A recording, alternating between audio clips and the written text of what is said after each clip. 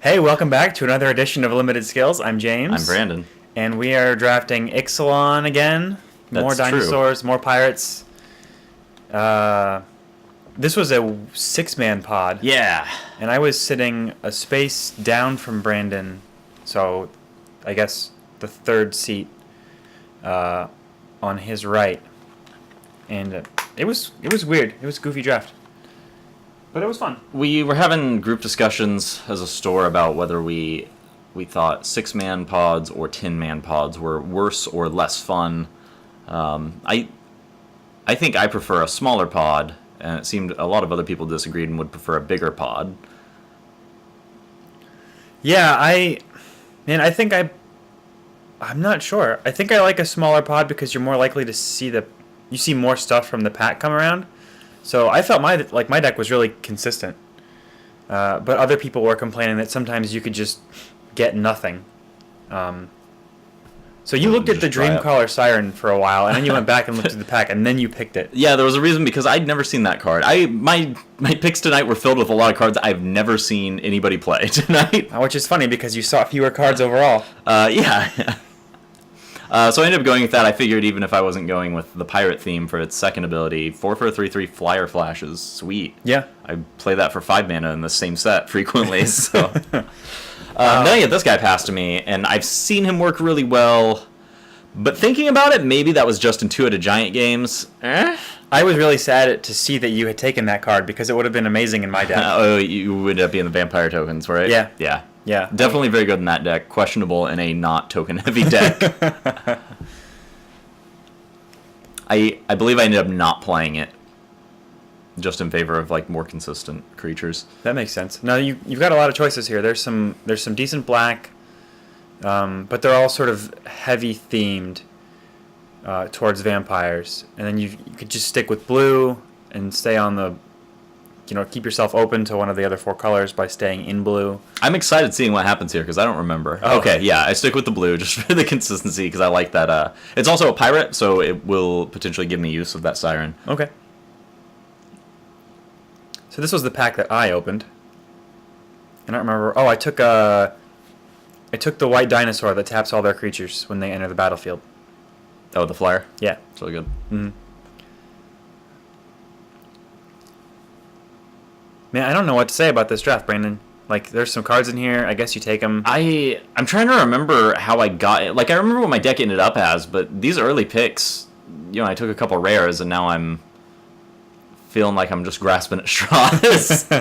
Why costly plunder? Just because it draws? I think that's fine, and especially if you've got a bunch of cheap creatures and you're digging for specific things. Mm-hmm. I guess I'm kind of setting up for potentially if I open a bomby thing that I want to dig for later. Okay.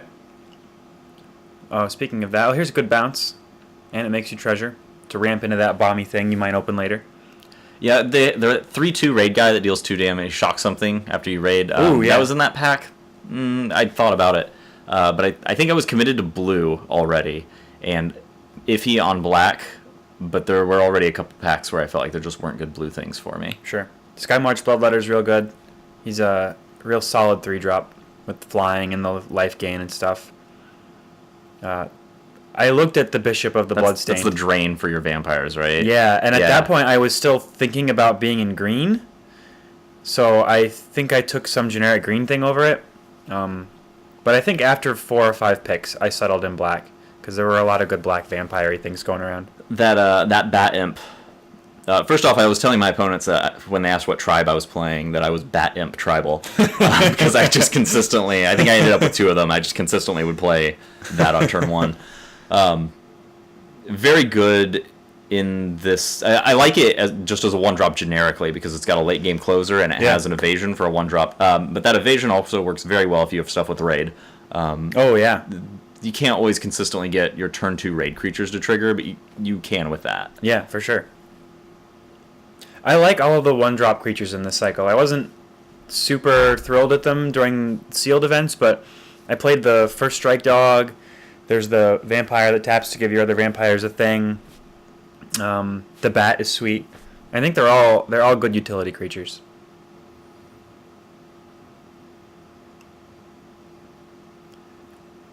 What? Man, I feel like 5 picks left in this pack, and there's just like nothing I want to play. And like that card's playable, but I don't want to play it.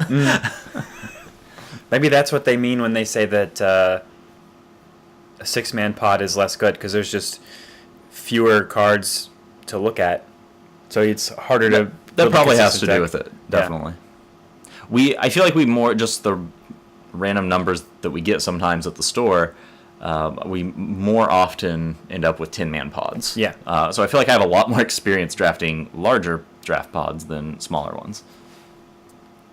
He's a little slow, I think, for the decks that you like to build in this format. I'm always open to having a big bomby thing. So I think they're fine. 3/4 is good, but I do often draft them and then not put them in my deck. So how are you feeling after pack 1? All right. I like a lot of the blue stuff I got. Nothing particularly bomby. That Dreamcaller Siren ended up being pretty good for the night. I wasn't sure what to expect from it, but it was decent. As I mentioned, a lot of my legwork got done by those imp bats, bat imps, whatever they are. Sure, the bimps. What was I? I was pretty solidly white after the first pack, and I had taken a few green picks that focused around Explore, and then I had settled into vampires. I got a lot of the vampire token-making effects in pack 1, so then I focused pretty heavily on that when I opened up pack 2. And I'm not thinking about picking Ashes first out of this pack, but I just wanted to reread it because I couldn't remember what it did. It was a weird spell. I had to look at it twice. I was pretty happy taking this. Generically, I like it a lot in limited formats, but then also the pirate archetype would. So that gives them 2 treasure when they kill it, right? Yes. Now it comes out down on turn 2. They aren't necessarily going to have a blocker that can kill it when you swing in on turn 3, but when they do, it does kind of ramp them. Definitely, yeah. There's a drawback with that, and we complain about that drawback with the stupid 1-mana 3/3. So how is that different? I guess the fact that it's permanent. Also, you give it to them when you cast the 3/3. That's the difference. Is they have to do some effort to get the drawback out of it. Okay. There's a chance you play a 4/3 that just kills them, and there was no drawback. Okay. So that's the difference. The 3/3 helps them kill it. Oh, I like Squire Seeker. I think that card's sweet. I didn't notice until I drafted it here that it's not a pirate, and that's weird to me. Yeah, there's human scouts are. What are they doing? It doesn't. I don't know. I mean, they're exploring, I guess, but so are. They could have been a pirate scout or a vampire scout. Why are they a human scout? Also, I love Skullduggery. I love saying it. It was actually a surprisingly satisfying combat trick for me. It's very good, especially for 1 mana. Mm-hmm. I would probably draft too many of those happily. Sure. I don't know what the number is. I think I would play 4 of them without a second thought. Because it sort of has the same removal effect as the Black Cartouche from the last set, in that it pumps your guy +1/+1. It -1's one of their guys, and that effect was often really important. The fact that it's an instant means that you can frequently 2-for-1 them. Yes. Which I've done to people and had happen to me. Yes. Pretty consistently. Because they can double block, and then just that subtle shift in power and toughness can turn a trade into a blowout.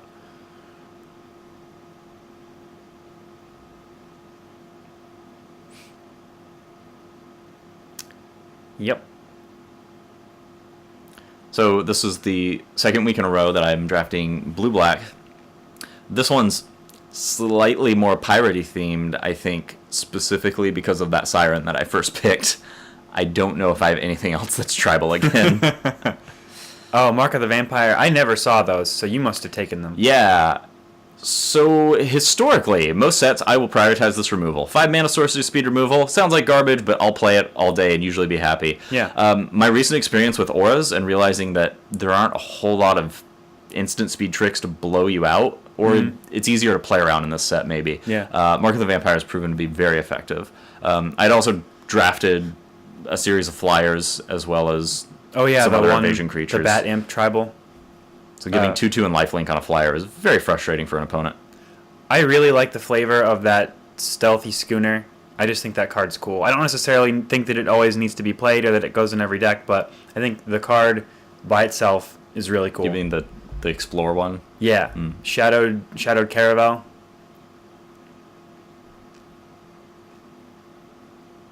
I don't remember if I pick it here, but I did end up having Siren's Ruse. Yeah, you got a couple of them, I thought. And so that is sort of a... Like, that card is playable on its own anyway, but I largely would play something else instead of if I weren't playing a bunch of pirates. Uh-huh. So I did get some draw card value out of that.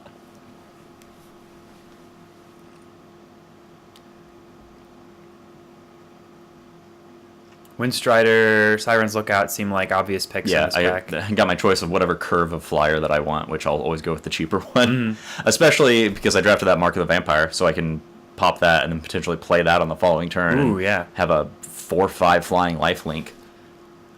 Turn 4. I opened this, I think, because I remember looking at the Verdant Sun's avatar. I passed it once already, I think. Maybe I didn't. I don't know. I know those Bloodstained Paladins. I got 4 of them, and they were sweet. I'm really happy with that card as a 4-drop. Oh, here's where I take probably the best card potentially from James's deck. Yeah. If you're playing the Vampire token deck, Rallying Roar is insane. Oh, I had a choice between Rallying Roar and the 3/5 that gets +1/+1 counters whenever it is dealt damage. And I gave my opinion on that, but how'd it pan out for you? I think your opinion is entirely correct. When I had it out and I really needed to put +1/+1 counters on it, it was almost impossible to trick my opponent into dealing it damage. Yeah, it's basically just unblockable at best. Yeah, and I really, if I had the combat trick instead of the dinosaur, there's a good chance I would have won that game. But because I didn't, I just kept having to make bad trades until eventually they ground me out. And I was a real grindy deck, so... Ground you into sausage. Yeah, ground me into abhorrent ashes. So that pick, I specifically was just considering what would potentially be the most trouble for me to play against. Mm-hmm. And since I was sort of planning on playing a lot of 1-drop flyers, I needed to get rid of their 2-drop flyer. Man, I had a really frustrating number of Field Marshal's fire cannons. Did you play them all? No. I considered it. Is that your tribe, Field Marshal Fire Cannon Tribal? Yes. I'm going to play a Dirtily artifact that doesn't do anything till turn 6. Alright, this is it. This is the best card in your deck right here. That's not untrue, though it may not be true either. It was very good. It did a lot of work. So I was excited about that. I was like, oh, that's probably what I'm picking. And then I'd never seen this guy before. He's real cool. He turned out to be very good. Yeah. There were a lot of games I played him for 3 or 4 direct life loss before combat and then just swung in for lethal flyers. Really? I did get to play him and then blink him out on the same turn to draw a card off my pirate drawing thing, and they lost a bunch of life. And it didn't matter that I was losing life also, because I had a bunch of evasion creatures. Yeah. I didn't win, by the way. I went 2-1. Just throwing that out there. I also went 2-1. I beat Mr. Ebert in round 3, and he seemed real sad about it. That pirate that I just drafted, the 1-drop that explores for 2 mana, I was pretty excited about it. I thought it seemed really good, and I was very disappointed with it. Oh, really? Rarely did anything, and I think any creature that explores when it comes into play is better. Sure. How do you feel about Overflowing Insight? I had it in my original build, and before the first game, I decided I think my deck is too aggressive, and that was the correct call. Okay. There was also a specific reason, that pick I don't think I saw me take yet. That's probably coming soon, that I decided to favor over that. I think this was one of those packs that got around to me and that just bummed me out. There was nothing. There were a bunch of blue cards. I didn't want to play any of them, so I took the 5-cent rare because that's my style.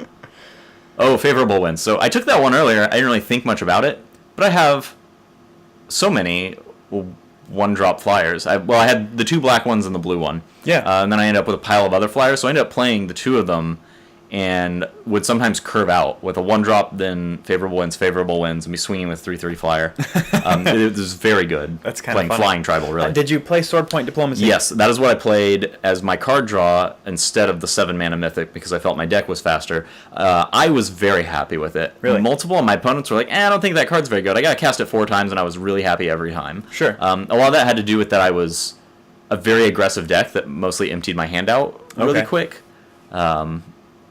And then it made it harder for them to decide if it was worth taking 6 life to deny me 2 cards. Oh, sure. Which happened frequently, and I Yeah. think by the end of the game, they were often sad that they would take 6 life. Yeah. Okay. That's sure. Because the one experience I have playing against it, it did nothing. Like, I lost life I didn't care about, and he ended up drawing a card that didn't matter. And now, that last part is sort of the luck of the draw, right? He could have drawn a card that did matter, but I had so much life that it wasn't terribly relevant. I wanted that card, you bastard. I hated this Crushing Canopy because of all my flyers. Yep. My round 2, when I played against Tim Ebert, he was playing mono red, and then after seeing my number of flyers and favorable wins and Mark of the Vampires, he sided in green and put in 2 of those against me with plenty of targets. And then he beat me without ever casting either of them. Oh, so how do you feel about the final product? I was really happy with it. I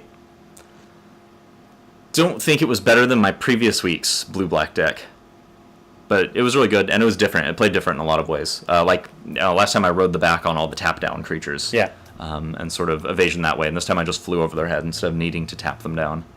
Huh. So, evasion's good. You'd say evasion's good, and you should probably draft Yeah. it highly? And like I said, I think I had 3 creatures that did something about pirates, and otherwise I was really not tribal and still really happy with my deck. Okay. So, granted, I was in blue-black again. Maybe that has to do with the theme of that, but Yeah, I want to see you try and draft some other color deck that isn't tribal and see I how it also works. want to try that. But, Yeah.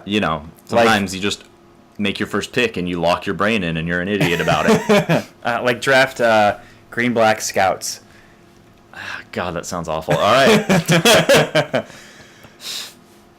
Man, I don't know what more there is to say about tonight. It was sort of a linear draft. I took all the vampires and cards that said vampires are better. I know what else to say about it. So, 6-man pod. This is something else I hate. Okay. Oh, right. So, I won my first match. I lost my second one to Tim.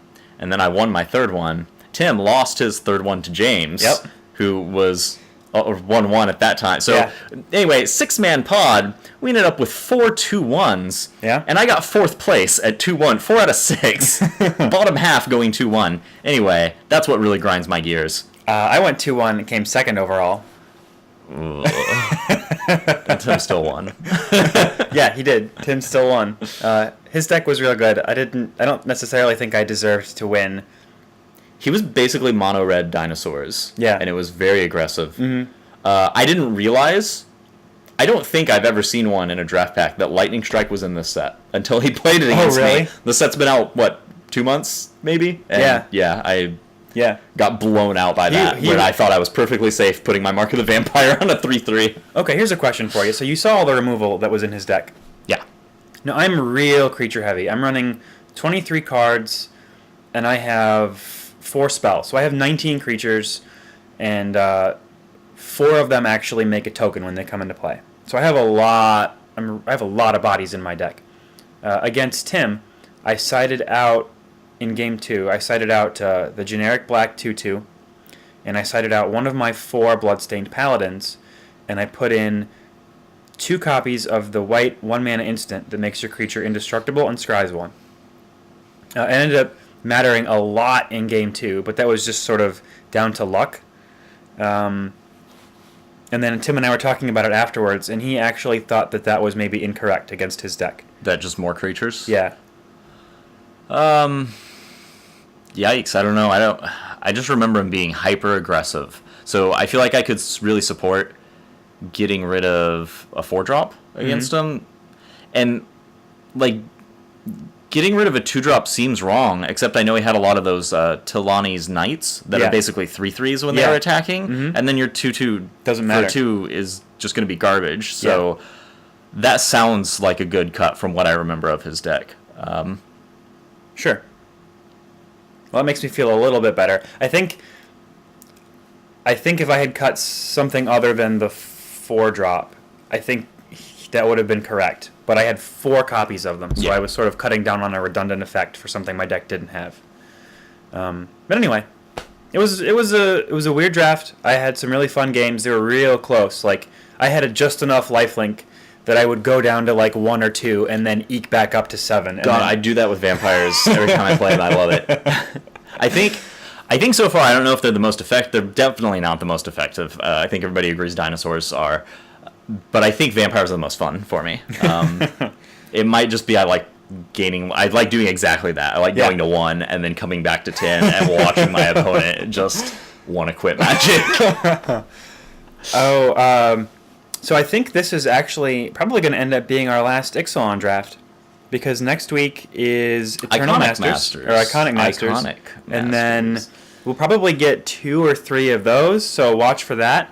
But then after Iconic Masters, I think is Unglued, or Unhinged, Unchained, and the next Off Unset. the chain, yeah. Yeah, it's going to be the next Unset. Unstable. Yes. And so we're going to do probably at least one of those drafts, maybe 2. It depends on how into it the people at Common Room are.